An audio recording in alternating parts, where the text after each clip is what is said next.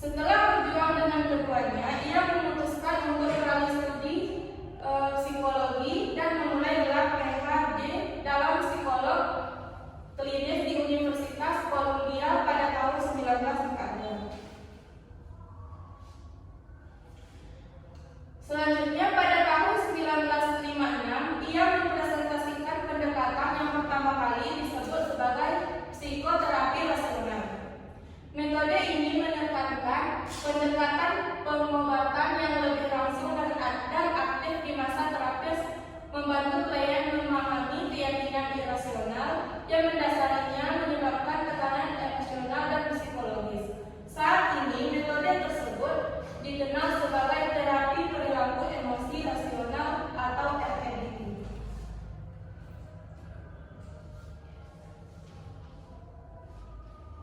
Teori Albert Ellis dikenal sebagai REBT menyatakan bahwa pikiran dan keyakinan yang salah adalah penyebab utama dari emosi negatif dan perilaku yang tidak sehat. Ellis mengajarkan bahwa dengan mengubah pola pikir yang tidak sehat menjadi lebih realistis dan rasional, seseorang dapat mengubah perasaannya dan perilakunya untuk lebih positif dan produktif. Selanjutnya, REBT mempunyai pandangan tersendiri mengenai apa itu kepribadian. Yang pertama yaitu ada filosofi, yang kedua faktor-faktor dasar dari kepribadian, yang ketiga ada teori ABC mengenai kepribadian. Menurut kacamata REBT, tentang semua masalah neurotik termasuk Myers yaitu didasarkan cara berpikir yang tidak valid, dan ide-ide yang menciptakan gangguan tersebut dapat dikenali sebagai cara berpikir yang salah dan dapat diminimalkan.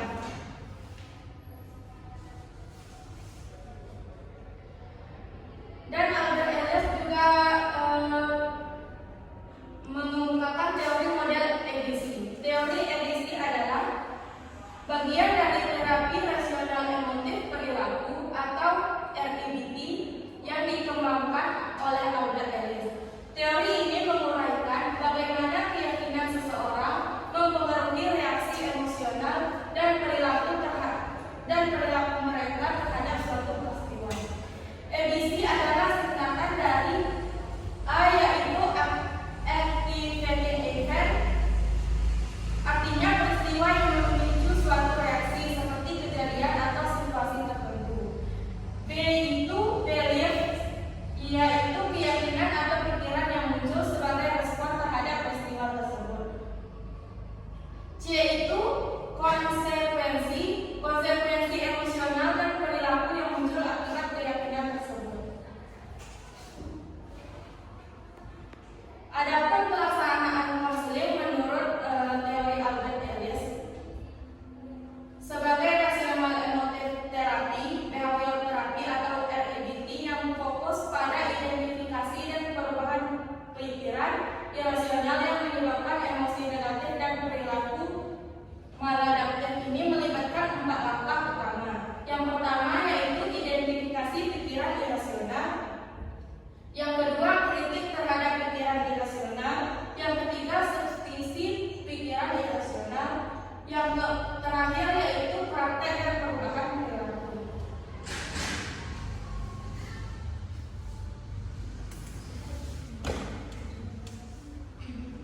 Selanjutnya konsep manusia menurut teori rasional kognitif. Ellis memandang bahwa manusia itu adalah bersifat rasional dan juga irasional. Orang berperilaku dalam cara-cara tertentu karena ia percaya bahwa ia harus bertindak dalam cara itu. Cara mempunyai derajat yang tinggi dalam sugestibilitas dan emosionalitas yang negatif seperti kecemasan, rasa berdosa, permusuhan, dan sebagainya. Masalah-masalah emosional terletak dalam berpikir dan yang tidak logis dengan mengoptimalkan kekuatan intelektualnya. Seseorang dapat membebaskan dirinya dari gangguan emosional. Para pemanut teori emotif terapi atau REBT percaya bahwa tidak ada orang yang disalahkan dalam segala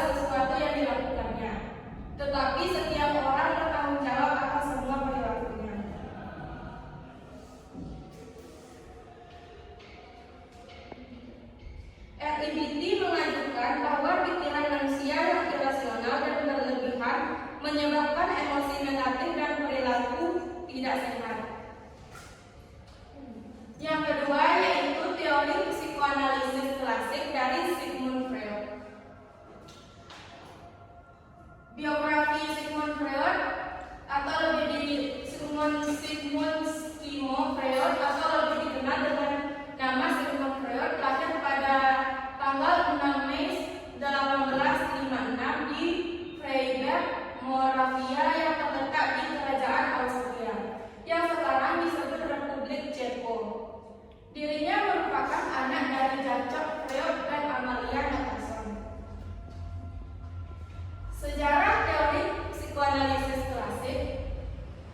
Sebagian besar teori psikoanalisis klasik didasarkan pada 3 asumsi utama tentang sifat manusia. Yang pertama, 5 tahun awal perkembangan individu merupakan masa yang paling krusial. Yang kedua, dorongan seksual. Yang ketiga, perilaku individu dikendalikan oleh faktor-faktor penentu yang tidak disadari.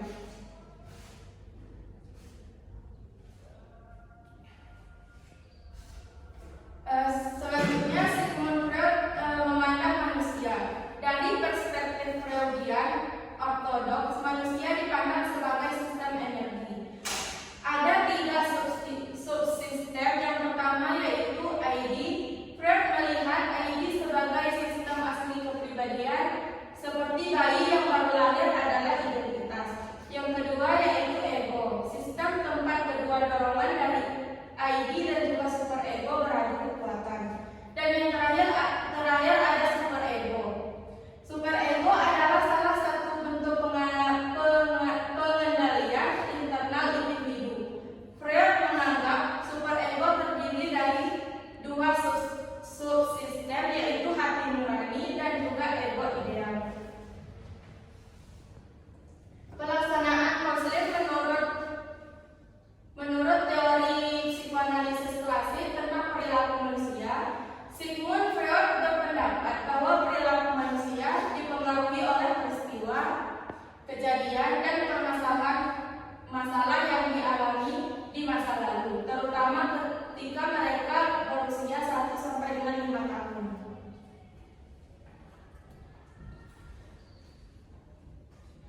Selanjutnya, pelaksanaan konseling menurut teori psikoanalisis klasik yaitu juga melibatkan proses eksplorasi alam bawah sadar seperti konflik internal, terutama masa lalu dan motif yang menyadari perilaku.